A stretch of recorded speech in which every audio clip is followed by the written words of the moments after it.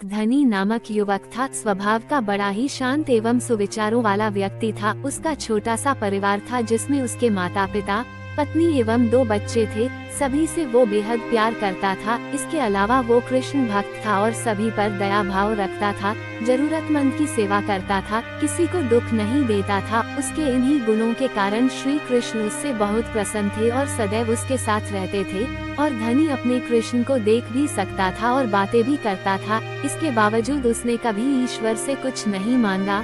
वह बहुत खुश रहता था क्योंकि ईश्वर हमेशा उसके साथ रहते थे, उसे मार्गदर्शन देते थे। धनी भी कृष्ण को अपने मित्र की तरह ही पुकारता था और उनसे अपने विचारों को बांटता था। एक दिन धनी के पिता की तबीयत अचानक खराब हो गई। उन्हें अस्पताल में भर्ती किया गया। उसने सभी डॉक्टर्स के हाथ जोड़े, अपने पिता को बचाने की मिन्नतें की, लेकिन सभी ने उससे कहा कि वो ज्यादा उम्मीद नहीं दे सकते और सभी ने उसे भगवान पर भरोसा रखने को कहा। तभी धनी को कृष्ण का ख्याल आया और उसने अपने कृष्ण को पुकारा। कृष्ण दौड़े चले आए। धनी ने कहा, मित्र, तुम तो भगवान हो, मेरे पिता को बचा लो। कृष्ण ने कहा, मित्र, ये मेरे हाथों में नहीं है, अगर मृत्यु का समय होगा तो होना तय है। इस पर धनी नाराज हो गया और कृष्ण से लड़ने लगा।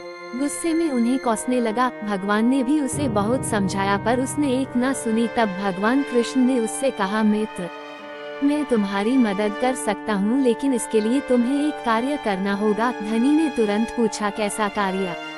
कृष्ण ने कहा, तुम्हें किसी एक घर से मुट्ठी भर ज्वार लानी होगी और ध्यान रखना होगा कि उस परिवार में कभी किसी की मृत्यु न हुई हो। धनी झट से हाँ बोलकर तलाश में निकल गया। उसने कई दरवाजे खटखटाए।